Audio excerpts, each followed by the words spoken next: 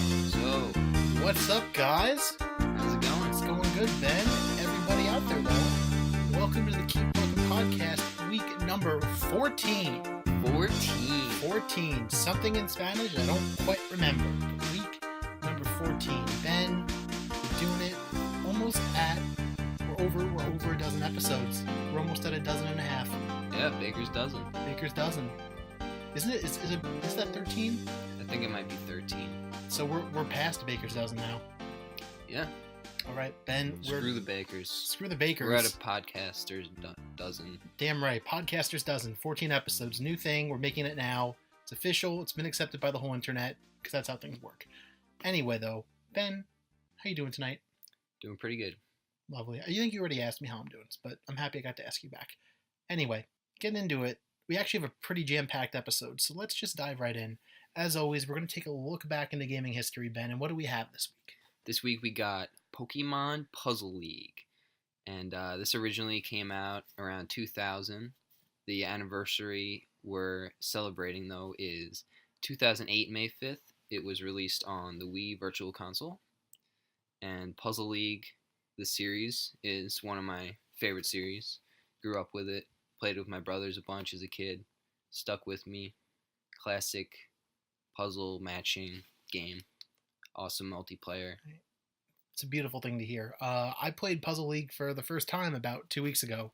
Got my ass kicked, too. So, for this week, I'm actually going to let Ben kind of take me on a journey through the history of Puzzle League, because from what I understand, it's an interesting kind of series, right? Like, it wasn't just a Pokemon thing. It kind of went the spectrum of all Nintendo mascots and different properties.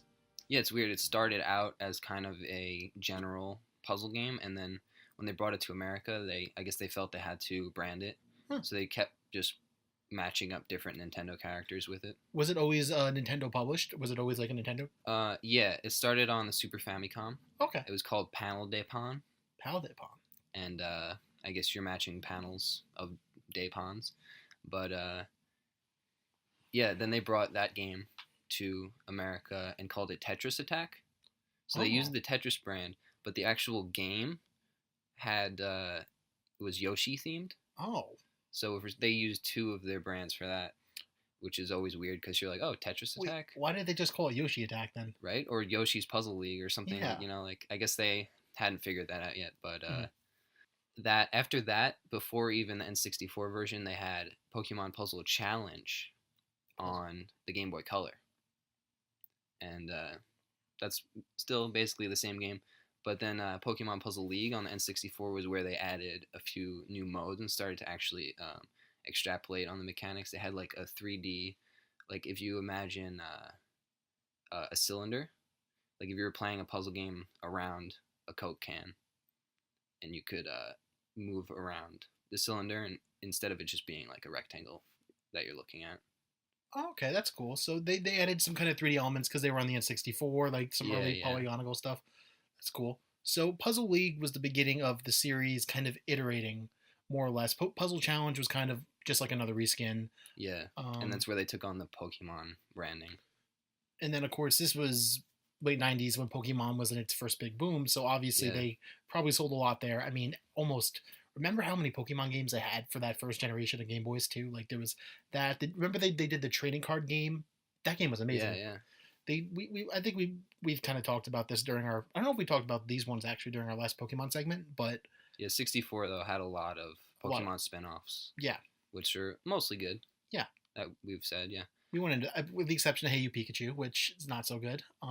People at the time liked it, though, actually. I feel like it's only kind of now that game is aged poorly that I feel like people recognize that it's kind of garbage. I mean, at the time, people seemed to kind of like the novelty of the microphone, but I think now they realize how crap it is that we have, like Siri. Yeah. But yeah, it's a novel thing. But yeah, Puzzle League is just great, simple gameplay. Never gets old, and it's like that kind of puzzle game where you get in the zone, and once you're in that zone, the zone, the puzzle zone, the league zone, the league. The PL zone, actually. The PL zone. We call it the PL zone. And the Pyrite zone. There were a couple more after that. There's one on the DS that I think they just called it Puzzle League at that point. And then one of the most weird ones was pretty recently on the 3DS in Animal Crossing New Leaf. They Really? did an update for that game, and they put in an item, like it was a 3DS item within Animal Crossing 3DS that you could get. Wait, And if you no. played that system within the game, you could play Animal Crossing Puzzle League. Wait, so they released an entire separate puzzle game inside New Leaf as an update? Yeah. So Uh, yeah. Have you have any other experience with the just that one game. For to kind of go into it, my one experience was a couple weeks back. Me and Dan Roach went to a mutual friend of all three of ours. Was had a party at her boyfriend's house. They're all big gamers. We were all just playing a bunch of games. One of them was Pokemon Puzzle League. I'd never played the game before, but our friend Kelly was actually so she needed to play this game so badly that she was like, I need you to bring your N64 to be safe. I own an N64, as I've kind of talked about in the past. I need you to bring your N64 to be safe. I need to play this game. And it was funny because when I got there was like five N64s, and I was like, oh, I don't even need. I literally just lugged it out of my house for no reason. Um, but it was nice. I actually got to look at the thing. I feel like I don't use it enough anymore. I played it. I played it with a friend of her boyfriend's who owned the game, dominated me. He was like he's known in their group as the best player. It's a pretty complex game. Because I remember I was even trying to kind of play it like how I played Puzzle Fighter and yeah. stuff. But it's kind of like Puzzle Fighter, but it's also not at all. Like it's a very different kind of game. I would honestly say it's really simple though. What makes it complex? Not even that it's. I mean, like it's simple in its mechanics, but I feel like it's hard when you're playing against a really good player to like know how They're to like dom 10 steps ahead exactly. of every move. It's a simple game that's very easy for an experienced player to take and get very complex with, and Okay. especially because we were playing on harder difficulties and stuff like that. Like the mechanics itself are fairly simple when you wrap your head around it, but things like the swapping, like how they make blocks go down on yours, and like then you have to realize, oh shit, I have to break up these blocks and stuff, Mm-hmm. and you have to kind of on the fly. I think that's part of it too. Is that sometimes in these games, because even with Puzzle Fighter, I have this issue sometimes. Puzzle Fighter obviously is similar.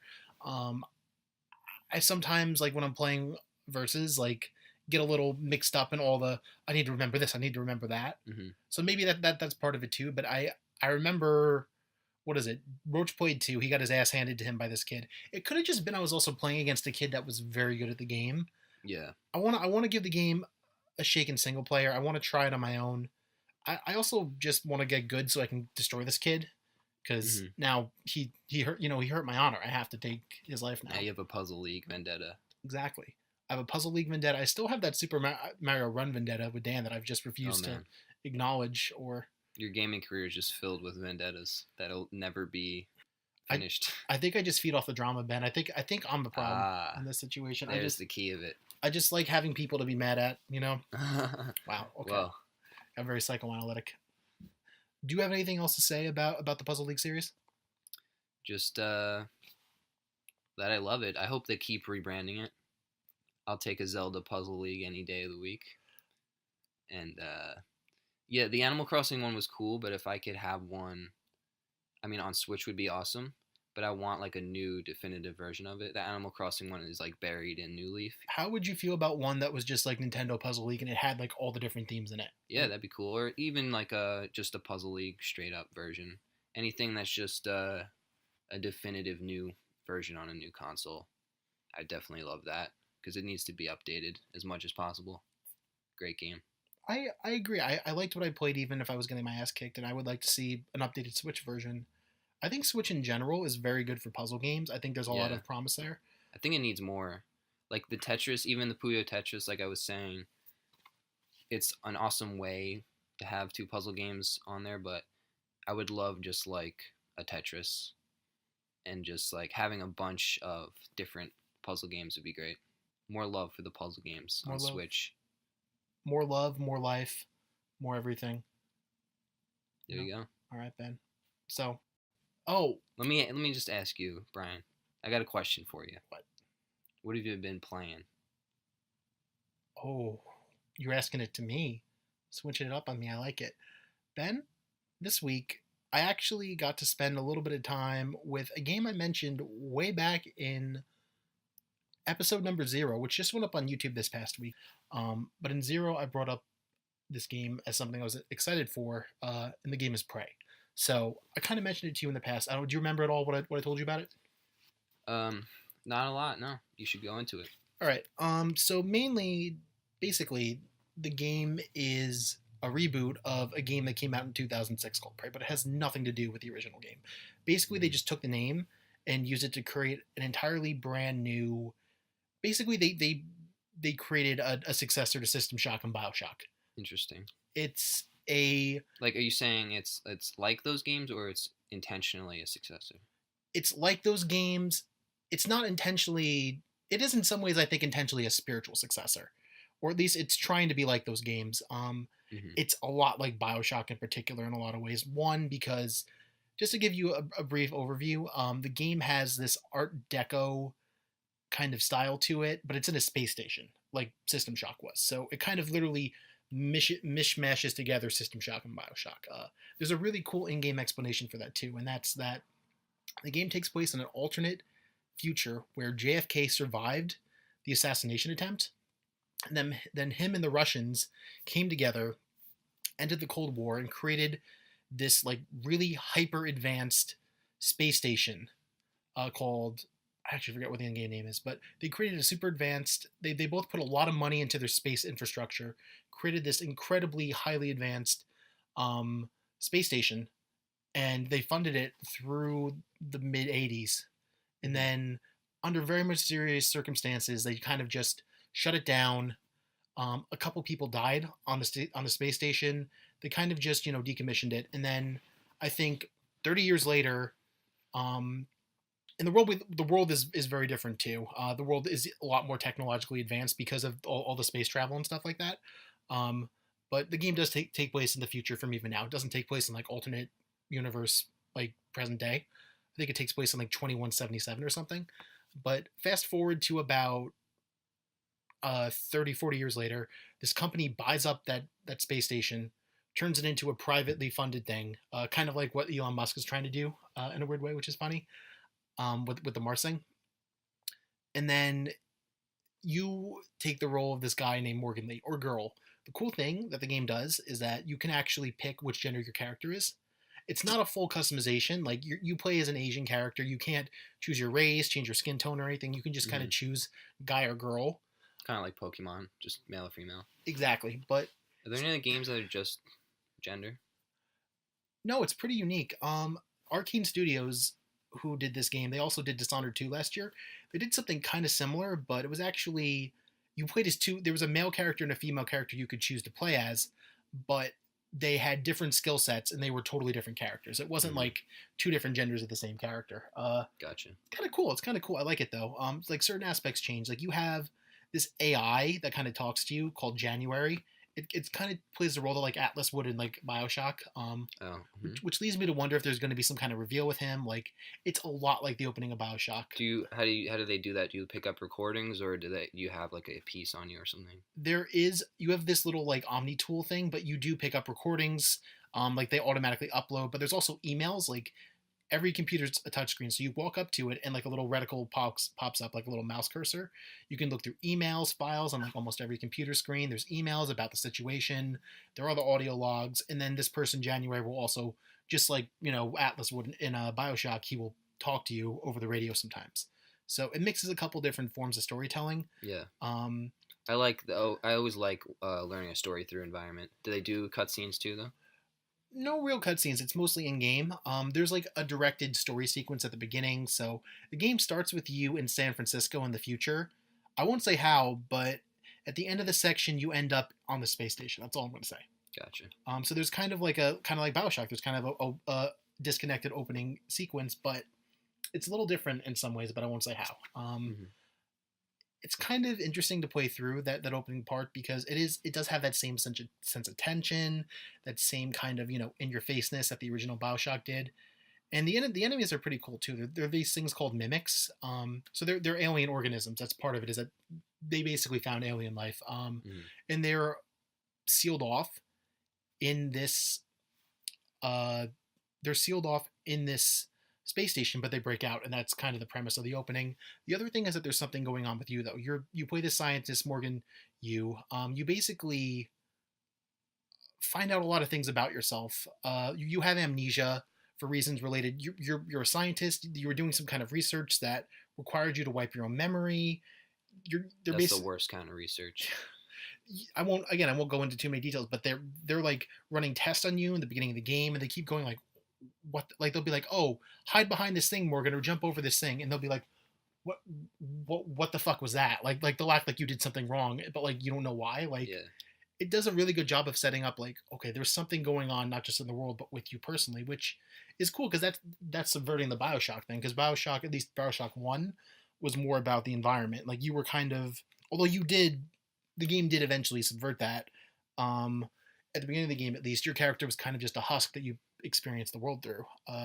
This game is setting up a deeper, I don't know if a deeper mystery, but a more present mystery from the beginning about your player character as opposed to Bioshock One.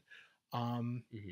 But it's funny. Your first weapon is a wrench. You find like there's one thing that's kind of different. It's called a glue gun. It's actually pretty cool. So it's like a gun that shoots out this like foam. You can use it to stop the enemies. They're called mimics. But you can also like shoot it on the walls and use it to build like platforms so you can go up and stuff. Like Sounds cool. there's a lot of cool like open world, not open world, but like same with that within Bioshock. You had a limited environment, but you could explore it.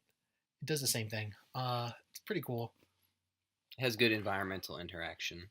It does. And the last cool thing I'll mention is that the enemies, the mimics, I was going to go into this before, but the cool thing about them is, as the name suggests, they're not just standard enemies that hit you. They can mask themselves as elements in the environment. So you'll see a trash can roll down, and you'll go to interact with it. Like same thing as Bioshock. Like everything in the environment has like stuff in it you can pick up.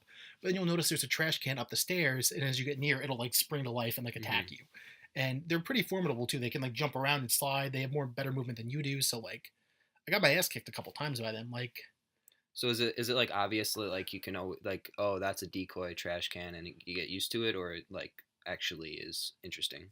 no, there's some times that like you really have to be paying attention. Then there's other times that like you will walk into a room and like see like the very end of like a couple of them shifting. Mm-hmm. So it's kind of fun how the game plays with sometimes sometimes you don't. There's a lot more I could go into, but I don't want to do a full thing like we did with Horizon last week. I just want to say this: it's very cool. It's coming out soon. I don't know if I'm going to buy it at launch, but I definitely would It's like. a demo. It's just a demo, yeah. Oh, okay, I didn't even realize. I thought it was a whole. Yeah. I would actually love to show it to you sometime, but I want to play through the whole game. There were some issues, like the sound.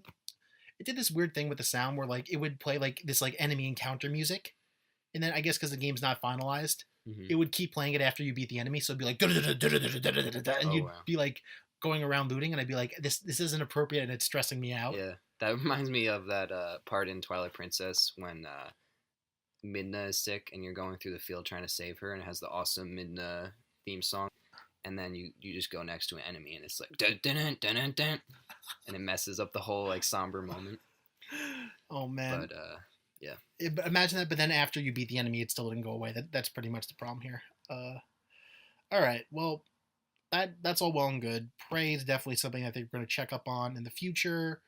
Cool. But for the moment, there is something you and I also spent a lot of time with this week, and I believe you're going to talk about that, right?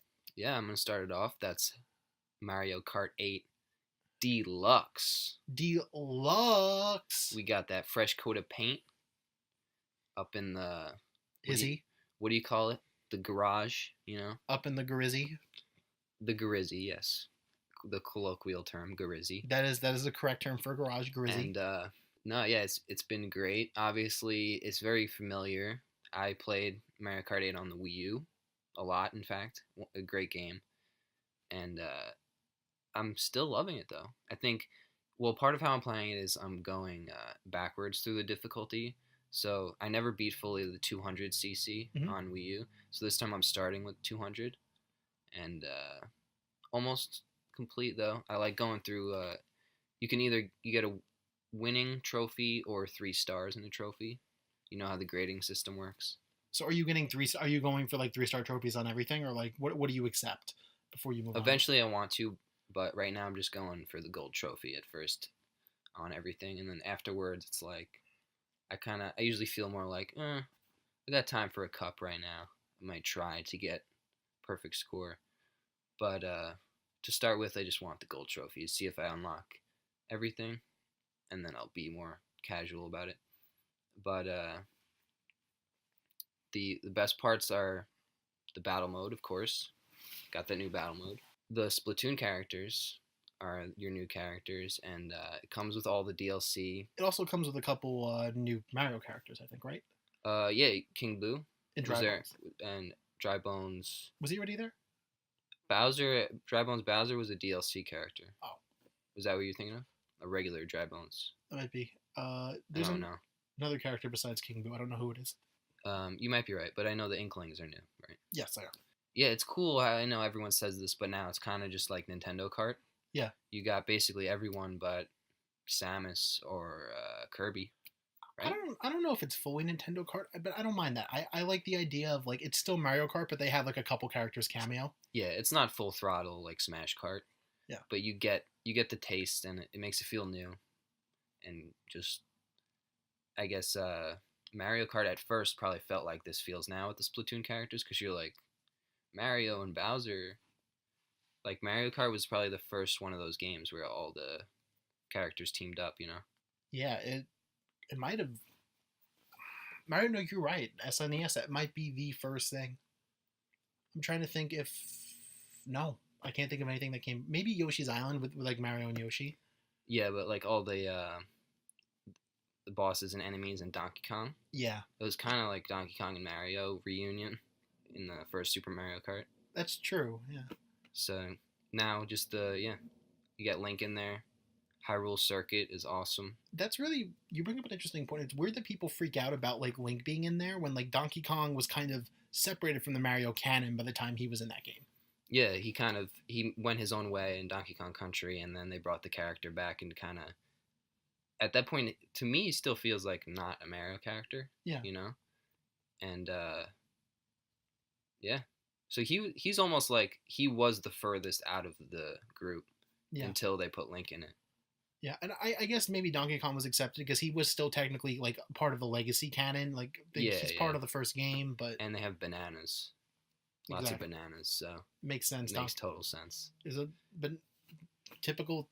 That's how they get all the banana banana peel item. If Donkey Kong didn't keep eating bananas, oh, that's true. They'd run out of banana peel items. That's all he does is eat bananas. That's what you're saying, Ben? They're all from his horde, yeah. It's pretty discriminatory towards Donkey Kong and Donkey. How is it Kongs discriminatory? You know, you're just saying monkeys. All they do is eat bananas. You know, they have a lot of complexity. That's his whole character. You know the basis of every Donkey Kong game. You know what, Ben? Just because that's the basis of all the games, don't threaten his banana doesn't horde. Mean that there's more going on under the surface. You don't know his inner life. You don't know what's going on up in there. Can you say definitively we'll that pass that off to game theory? They can extrapolate some crazy. I was about to say, yeah, game theory, game explain. Let us know. It's something to do with potassium, I'm sure. So, yeah. How have you been liking Mario Kart 8? Well, getting into it, before I go into that, there is one thing I want to ask you before I turn the spotlight back on myself, which is, please. The difference between you and me is that I, obviously, as I've said many times, I didn't own a Wii U. You did. And you owned this game. I remember very distinctly, actually, right before my senior year of college, which was 2014, I did study abroad in London. Last time I hung out with you before I left for study abroad, we played Mario Kart because it had just come out. Mm-hmm. I also remember Luigi Death Stare was my favorite meme. Oh yeah, 2014. I can confirm it's still in the game. We should tweet that out for the fans. Let them know before this episode drops. And I think to complement the Luigi Death Stare, they added in a Donkey Kong dab. No shit. I mean, it might have been in the previous version, but I definitely noticed Donkey Kong dabbing. Is it a full dab? He does it, yo. We gotta look into this.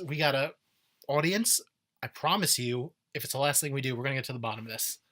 Expect an update on our Twitter in the next week or so. All right. We're going into this. But you played that game a lot, and obviously you and Dan played it a lot too. I played it when I would come over here, but I didn't have that full experience. So what is it like for you, this version versus the Wii U one? Like, is it a worthy upgrade? I think the upgrade is completely worthy. I think it like straddles the line between being worth it to double dip if you bought the Wii U version and it's like you're just like about it, you know. it's not like a must-have if you already just like playing Mario Kart 8. But if you're even on the fence a little bit about it, I think it's 100% worth it. And I think the biggest sell is the battle mode because that's the biggest like gameplay feature. If you didn't get any of the DLC, that's a lot of extra tracks. It's like the most tracks of any Mario Kart game. Did you get the DLC? I did buy the DLC, so there's less of that new stuff for me in the deluxe version. But even having played the DLC tracks, it still feels totally worth it. The extra characters and carts keep it fresh for me, and the battle mode honestly has already made the purchase 100% worth it. Playing battle mode with you and Dan online too, that was so much fun. It was so great. Coin battle, classic balloon battle. It's all back there with new modes and everything. Like it's just so fun. Brings me back to glory days. All right, awesome. So I mean, I know you and me played the old battle mode. It was not very good. So I know I like having that too. I like having the definitive version of the game. We're gonna go into this a little bit more when we get into our main topic, but I think there's something to be said about jumping in with the main version with everything and with those creases ironed out. Although I loved OG Mario Kart 8 on the Switch. I played that on the Wii U rather. I played that a lot with you in 2014. As much as I could when I played here. I know that was a pretty big game in our heavy rotation when I would come here and play Wii U with you, but there's something to be said about having it portable on the Switch too. Again, we're going to save that for the main topic, but I've been loving the game, I must say. I haven't really played a Mario Kart full time like this since Mario Kart DS on the original DS back in like 2005, 2006. And it's kind of funny and appropriate that I jump back in now when this is like the first. Mario Kart 7 came out on 3DS, and that was a great game from what I've heard. But this is like such a cool moment where now we have the main home Mario Kart becomes portable again, but it's kind of both. Like it's kind of cool that I'm jumping back in now when it's portable again. It kind of makes sense. And because that's always been my experience with the Mario Karts more, especially because I was always more of a Nintendo handheld console than a Nintendo home console guy growing up. It's interesting because they've changed a lot. Like snaking isn't a thing anymore. It's more you just kind of keep going in the direction. They added the anti-gravity. Even the way that like you do like the head start at the top kind of changed, but relearning those things was very interesting, and the game is as addicting as ever, man. Like I really thought this was just going to be a party game I play with you and Dan. I just kind of asked for it for my birthday because I was like, it's Mario Kart, might as well get it. But I've been hooked into it, trying to get. I never even did 150cc on my first playthrough of DS because I was like a little kid at the time. I only did like 50 and 100cc. So this is probably the first time I've ever fully done 150cc in a Mario Kart, and I've been like, this is my problem though. Like same way with Mario Run, like I'm a little relentless. Like I won't accept anything less than like a 1-star or 2-star trophy before I move on. So I have like literally redone entire Grand Prix because I got the gold trophy, but I didn't get like a star. Like yeah, I can understand that. I'm a little obsessive with it, but Dan Roach came over and showed my ass up and got me a couple, so he helped me along the way at least. God, there's one, the Leaf. I can't get more than a silver. Dan couldn't get more than a silver when he did it, and I can't get more than a silver. It's fucking brutal, dude. The amount of times that like my mom was like, "What's going on?" over the weekend because I was just in my room screaming no, because like you get really heated. It's amazing. I get so heated. We have to. This might be the game to finally make us spring for like full on capture equipment because we need to get like some footage of me just like losing my shit playing this game, or just like us playing the game and like you just hear me. I scream so. The amount of times I've been blue shelled right before I reach the finish line, or I'm freaking out just talking about it, but. And this game is like, it's really one of the few games that's truly exhilarating to me. Like, if you go on 200cc with like the fastest race car and like on the F-Zero course, the big blue F-Zero course, with just like every other space is a boost, and man, you just go so fast. It's just unbelievable. Oh, you can go create. That's one thing I noticed too. Is that like between the new purple boost. Yeah. Oh, yeah. That was incredible. Learning how to do that. Battle mode's really good for that too. Like if you can learn how to do it. Use the Luigi's Mansion map. Pro tip: Luigi's Mansion map. I don't know why it's really good for getting that purple boost. You just go in circles. Exactly. It taught me how to do it really well though, and like I'm like amazing at it now. Like when I'm racing, and if you master that purple boost, like plus like because you can boost through like if you go through like the boost strips, Yeah, oh you can destroy on some matches. yeah. Like top speeds are like more than ever before. So exhilarating. Hey, on that note, do you have anything else to say, or should we move on to the next Well, that's topic? good. Are we gonna come back to Mario Kart, or We're you gonna wanna? we're gonna come back, but we have a couple news items I think we got to talk about. True, true. A couple things came across the desk this week. The Hyrulean desk. The Hyrulean desk, but also the 3D desk. See what I did there instead of 3DS? No, no, Oh, no, no, no, no, no. The 2D desk. yes. So yeah, the 2DS. The 2DS. All right, so there's This not was a announced as like as a surprise. yeah. Friday night it just randomly dropped. I remember I was with our friend Dan Roach and he was like, "Did you hear about this shit?" I talked to Ben and I know you hadn't even heard about it. He like told you about it, right? Yeah, I thought he was joking. He sent me just a picture of it, and I was like, "That's some what mock-up is that?" And It I looks like a quickly mock. went to like my Nintendo news site and just watched the trailer. I was like, "What? There you go, 2DS." And to me, it's cool because, well, I don't know how cool it is to not have 3D, but it's almost like they're now full circle back to just having a DS. Like, because they had the 2DS Wedge that didn't Yeah. fold, and that was like, okay, it's your budget item, no 3D. They like every point of it is to just be as cheap as possible, and now it's like kind of using that idea, but giving back the hinge because everybody knows that's the best design on a handheld is to Oh, have it self protect with the oh, hinge. oh, the clamshell is it's a perfect. There's a reason that they've stuck with that design for over a decade now. I mean, even now with the Switch, a lot of people have been kind of lamenting the loss of it because of some of the issues with the screen scratching, with the dock and stuff. Yeah, or just regular portability, having that extra flap, even if there's not a screen on it, something to close, really There's helps. there's something. I mean, there's a reason. Even a lot of cell phones have like screens that have like a little like clamshell Yeah, closing yeah. thing. There's something about it that's very natural. Like it's like a purse or something. There's something about us as humans that we And the like. auto sleep mode too. There's just something about it where it's like just so nice. That, like you're done. It's like a book. You just close it when you're done. You know. Yeah. This is very cool though for that reason. I think at least, and this is not new. I think a lot of people online have said this. It's interesting because the 2DS was obviously priced for little kids. Like it was designed to be one big unit, so like kids couldn't snap it or like they couldn't throw it Yeah, the around. hinge, while protecting the screens, was a pretty fragile part of the system, and it would break in half a lot with little kids, I think. Yeah, and it doesn't seem like it's going away. Like they're still advertising the 2DS. I think it'll still continue to serve that function, but it seems like this is for a different market. Like if you look at it even in that reveal trailer, it's mostly teenage kids, like kind of even some kids that look like they're maybe 20 something, like almost around our age. So that seems to be the age group. I think even in Nintendo's press release, that's what they said is that they're kind of looking for. This is designed for teenagers and young people that maybe don't have that extra $50 to shell out for a Nintendo Yeah, but 3DS. they have $50 more than the little kid. Exactly. Or maybe they don't really care about the 3D, which And that's a big thing is that most people, myself included, while I appreciate it, and with certain games I'll have it on full blast, yeah, I can definitely live without it. I loved it when I was playing Link Between Worlds. It was really because also the game uses it in a cool way where like when Link does the jump off of anything, like he kind of pops up into the screen. Yeah, Like yeah. there's a lot of cool things with that. It's interesting for me though because obviously in my case I lost my 3DS, and the new 3DS XL it's $200 and that's on top of 300 and something I've spent on the Switch now. You know, it's a hefty proposition, especially in a year where they also are now launched a brand new console.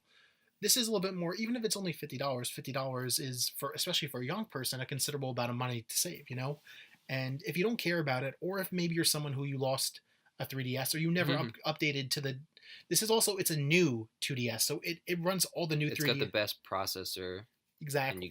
it plays every game.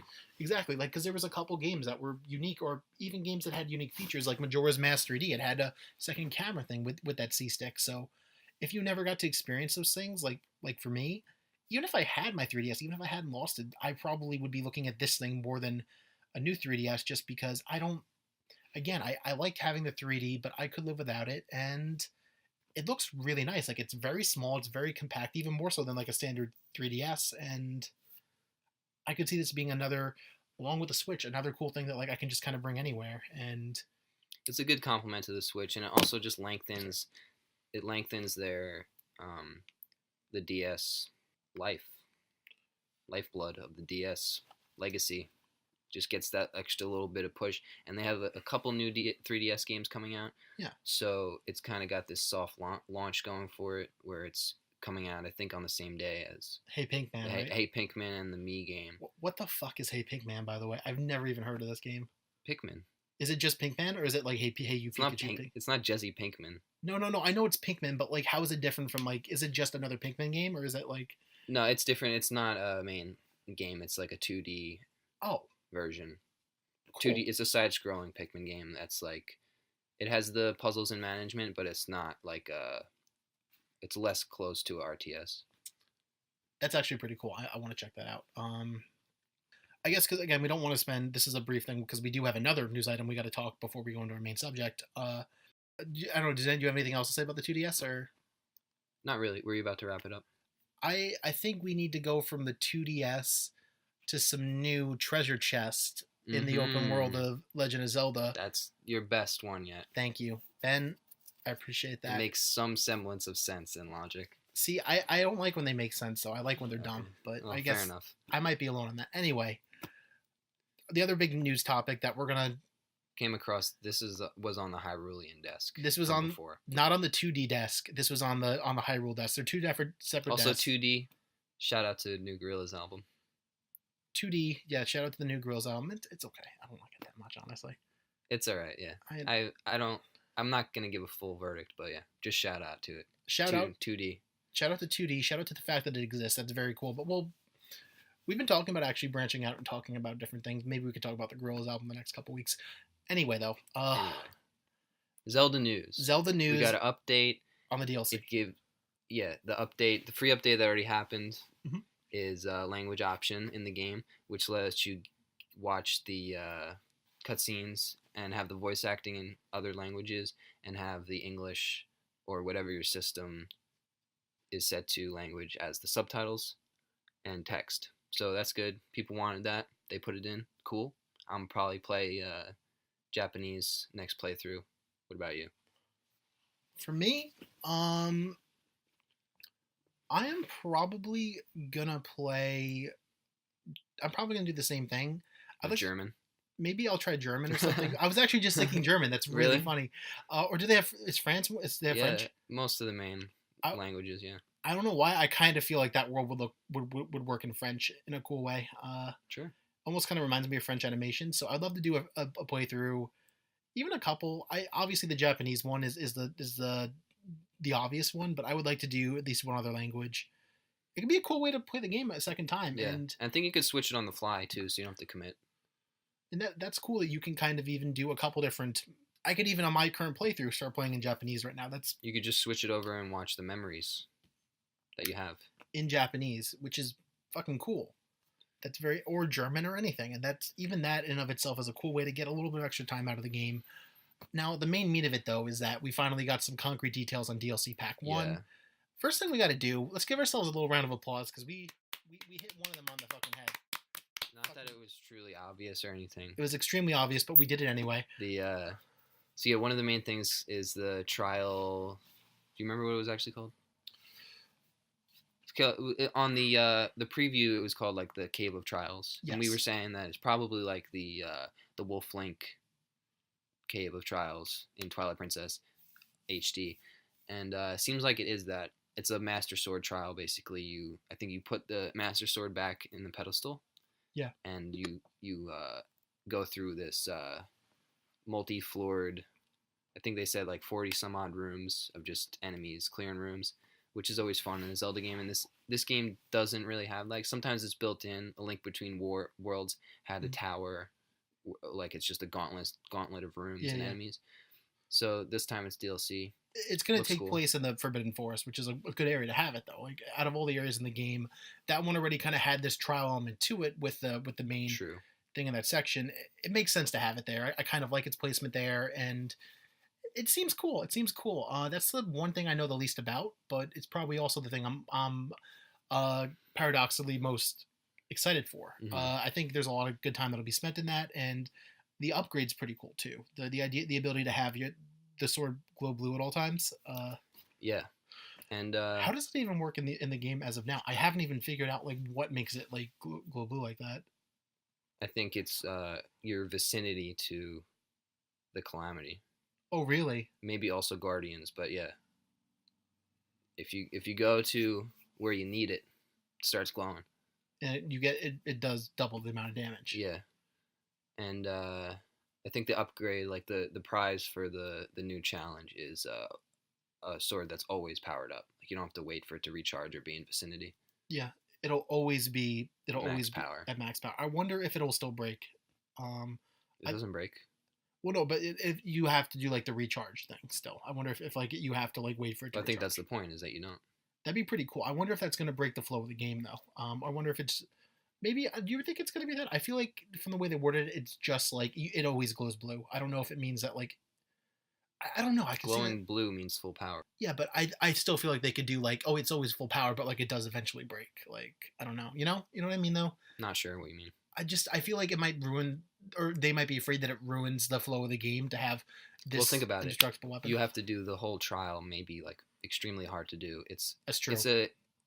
It's a reward for doing something really hard. Did so they say how having many? a little extra power like that, You don't think it I don't breaks the think it game? matters much. Because if you're at that point, if you got the Master Sword and you did the whole trial, you deserve to be a little OP. That's a fair point because at that point you're probably so damn far into the game that like you're past the end game at that point. It doesn't even matter if you're a little OP. And you proved your worth, so you got it. It's true. I think it's worth it. Even with an indestructible weapon, I can see plenty of games that the game would still be challenging though. That's a fair point. We're not gonna know until we find out. And though. also, you could pair it with the next thing, which is hard mode. Which is fucking cool. That's the thing I was actually kind of alluding to in the opening too. Was that they're one of the cool things. Well, first off, let's not get ahead of ourselves. The first cool thing is that every enemy, the enemy placement, the enemy difficulty type is being scaled up. So uh, now, when you would have a red bokoblin before, they'll be blue, so on and so forth. So basically, I guess they're almost getting rid of reds. Like there's no reds in the game almost. Yeah, like so the weakest enemy will probably be see it very little or be out of the game, and then the second strongest enemy, Blue. blue, will be the weakest, and everything else is a level up. So your base level of enemy is always one tier higher, and then also the enemy health bars regenerate. So you have to change your strategy and how you play, I guess, um, to counteract that.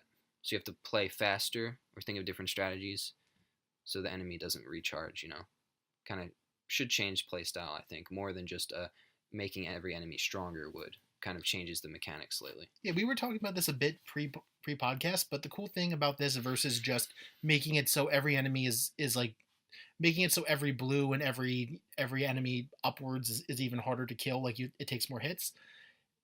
That would just be kind of tedious at that point because especially when you get up to like the bigger ones, they're very hard to kill as is. Like the silver ones are fucking like it is a commitment to kill even a fucking bokoblin.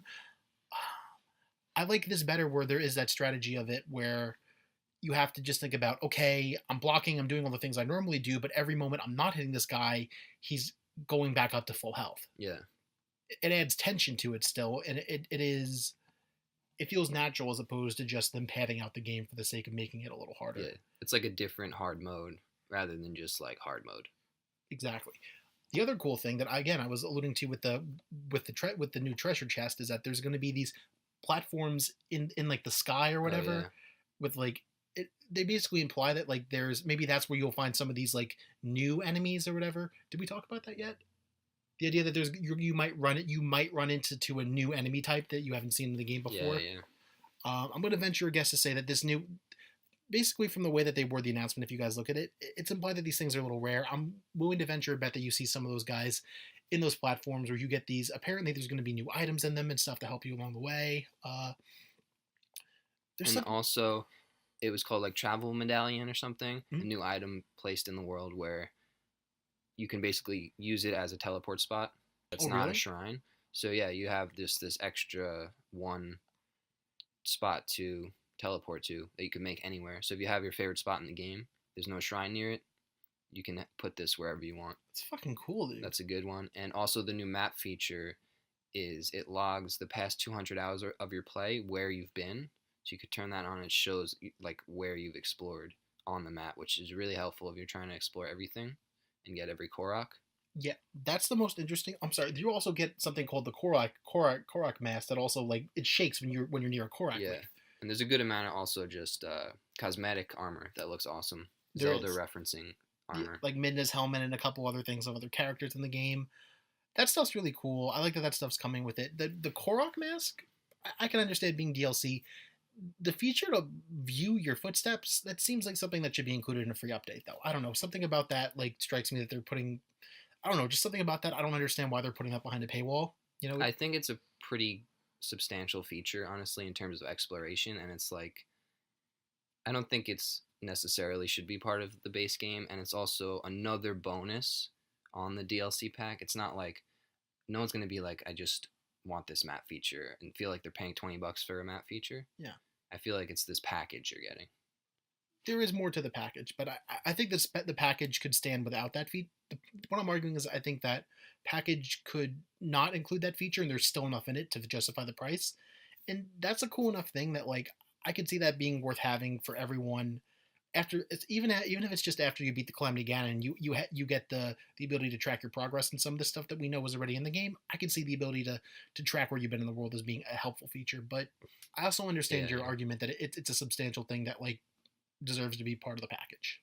No, yeah, I see your idea also where the package could stand without it. Good. But yeah, anything else? That was pretty much the update. I'm Um, excited for it. I am too. I mean, honestly, we were kind of one of the first couple weeks we did this podcast. We were talking about this, and in some ways, obviously, we were right on the nose with stuff. In some ways, they kind of did something different. But I like everything I heard. It all seems like it does seem like you're getting a lot of features, and it does seem like they really work to make sure that it's feature rich and feature packed, which was one of the things that I was hopeful they'd do. So And far, it's stuff that excites me to just keep exploring the world. exactly. It's stuff that like the map feature and the Korok help is conducive to a more easier time exploring the world, and it's stuff that gives you incentive to explore it, like the new armor and finding the travel medallion, which is also creates that circular momentum of wanting to explore and helping you explore. Yeah. It also, I mean, it hit at the perfect time where we're getting to that point now where people have played through a lot of people have played through the game. A lot of people have, done spoiler cast or kind of have done a bunch of, we've seen people start to do the speed runs. We've seen people, beat up, beat up Lionels with like nothing but like a rock. Like people have explored the base game a lot. I think there's still a lot of things that we're going to find in the base game, but I mean, Gerard the completionist officially released his episode. When that happens, that's when you know it's time to drop a DLC and make his life a living hell, right? That's true, yeah. Gerard, we love you. I'm sorry, but I watched most of it up till the point that it got a little spoilery. You did a great job.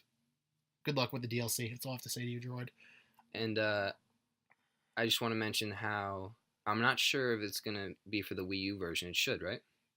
Yeah, it is going to be for the Wii U version. I guess it should be. They were selling season passes for the Wii U version when we picked it True, up, dude. true. It's definitely going to be.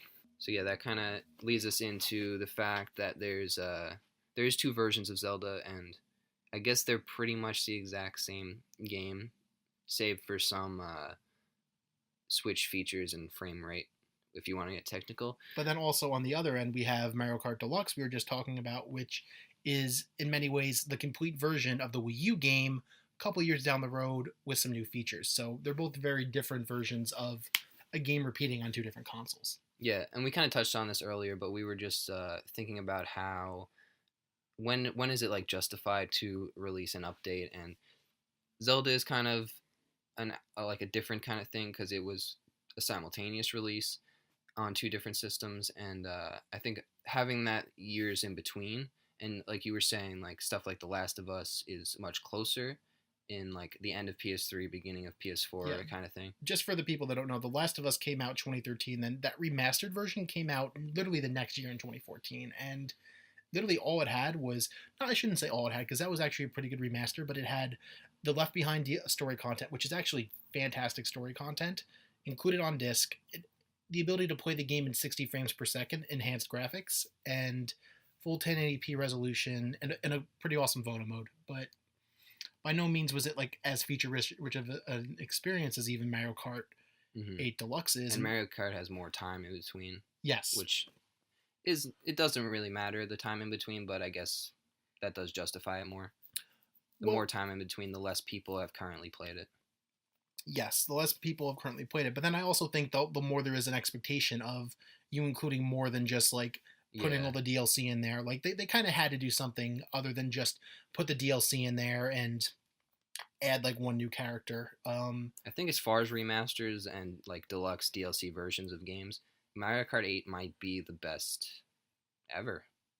Like it just has this extra layer of polish on everything, and they basically just gave you everything. Like I can't even imagine more DLC. There's so much content in that game, as far as a racing game. It's definitely one of the best ones I've played recently. And we should specify too when we're talking about this stuff, we're kind of talking more about stuff like HD collections. That was a big thing that kind of popped up during the last generation, particularly the PlayStation 3 started on it, and then it became kind of a big thing to release last gen games on a system with HD or with updated graphics. Like Ben said, it continued on into the beginning of the PlayStation 4 with Last of Us and GTA 4, 5 rather. So that's what we're talking about more so than like ports, but ports kind of factor into this too because there's a difference. Obviously, Breath of the Wild is mostly the same game on both systems. Like Ben said, there's just some differences on frame rate, and obviously the portability of the Switch is a big thing. But will there be a Breath of the Wild Deluxe 2 or 3 years from now with all the DLC?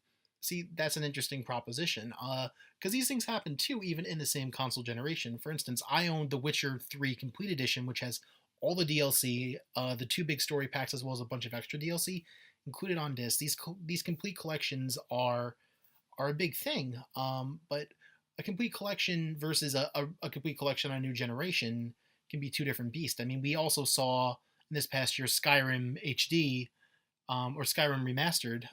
Was that I forgot what the full name was, but and then also we have Skyrim coming out again on the Switch this year. Hmm. But we're not 100% sure if it's that same edition or some kind of hybrid edition. We've heard conflicting reports. So this is a big thing, and it's not going away anytime soon in the game industry. But it is really, And it works, as we could see. Mario Kart 8 Deluxe yes, is the best-selling Mario Kart game on launch day ever. exactly. The interesting thing about that one in particular, focusing in on Mario Kart again, is and this is something in general too. I want to focus on with the Switch and with Wii U ports on the Switch particularly.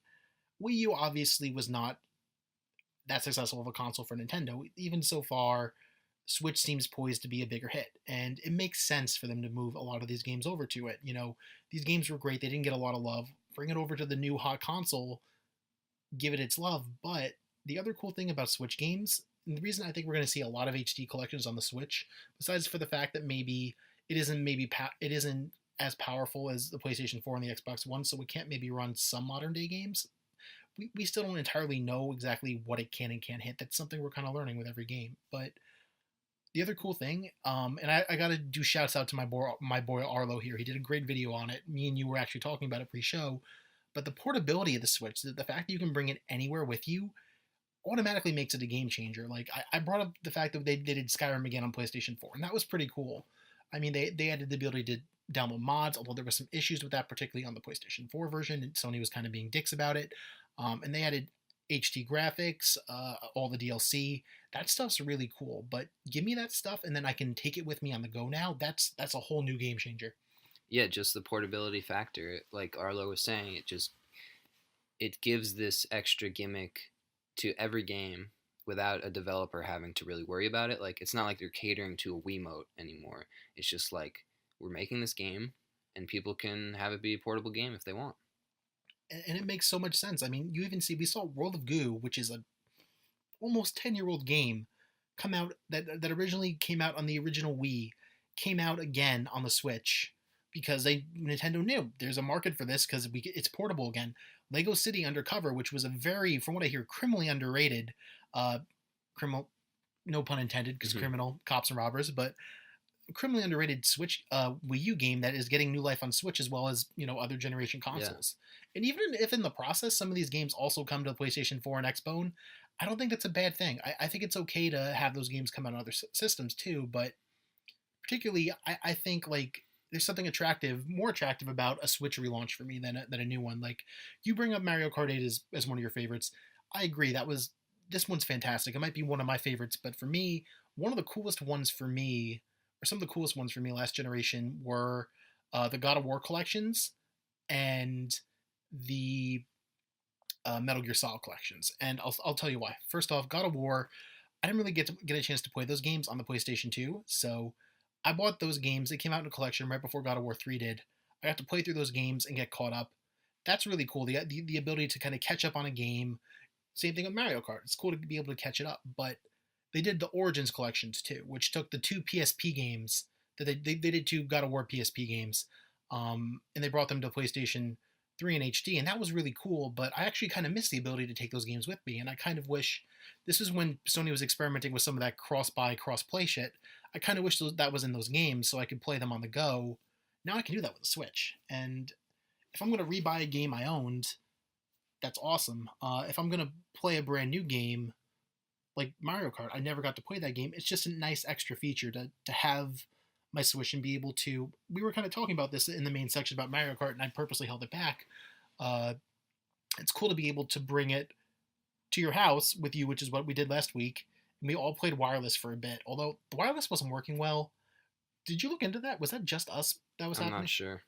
Still not sure. We got to look into that. We were having issues. We tried to do the local wireless LAN play. It didn't really work too well. But even being able to try that, and then just we all have our Switches on us, and one of us could just put it in. We all have our controllers, and we can just play Mario Kart, or we could switch back on the go, or I can just be laying in bed and playing online with you and Dan.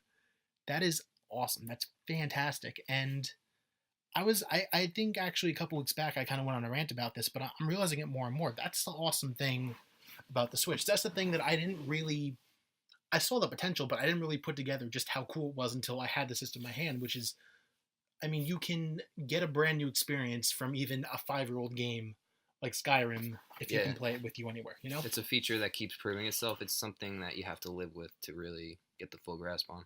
So on that note, before we kind of wrap up for the night, I want to ask you something, and it's this: 5 games that you want to see on the Switch, old games. I was actually gonna end it on a question. I was gonna do the same thing to you and ask you this question. All right, how about for the sake of time, just one game?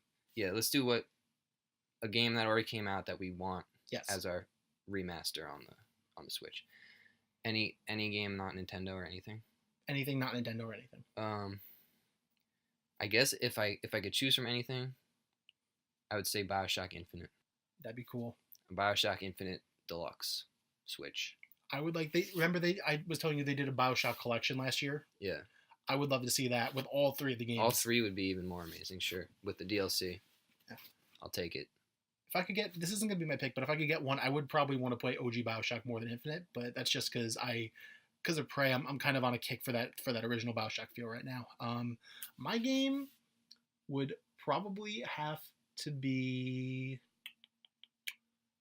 Persona 5. That game just came out, and I really want to play it, and just something about it. It runs really well. It was actually a PlayStation 3 game that came out on the PlayStation 4. I like that game as a Sony exclusive, especially because Sony's been killing it this year. But I would love Persona 5. That's a newer game though. I wouldn't maybe not mind, honestly, like a collection of some of the older Persona games, or I kind of want to get into JRPGs. So even maybe some older Final Fantasies, that'd be really dope. Even like honestly, like I know they couldn't really probably get it with the processing power, but if I get Final Fantasy 15 on the Switch, that'd be fucking fantastic. There you go. All right, Nintendo. Persona and BioShock. Persona and BioShock. Get on it. Get on it right now. All right. All right, Ben, on that note, listeners... Sounds good, man. All right. You always sound good to me, buddy. That's all I know. Listeners, as always, I'm shaking Ben's hands firmly. I'm also metaphysically reaching out, shaking everyone's hand as well. Only if you want me to. I'm all about consent. Handshakes if you want them. No shakes if you don't. Hashtag get it trending. Ben, where can we find you online? I'll be on Twitter at KeepPluggingLI, and check me out on Instagram, Facebook, and YouTube on Keep Plugging. Putting out new YouTube videos every week, so keep an eye on it. All right. Yep. And you guys can find me on Twitter at HiThereBigFella on Twitter. You can find me on Instagram as the Sans Man. That's the underscore Sans underscore man. Haven't actually posted in a while. I think I'm going to get back on it this week and post some cool stuff for y'all. Also, you guys can find me on Snapchat as just Sans Man. So that's Sans underscore man. All right, guys, keep plugging. Have a good night. Keep plugging.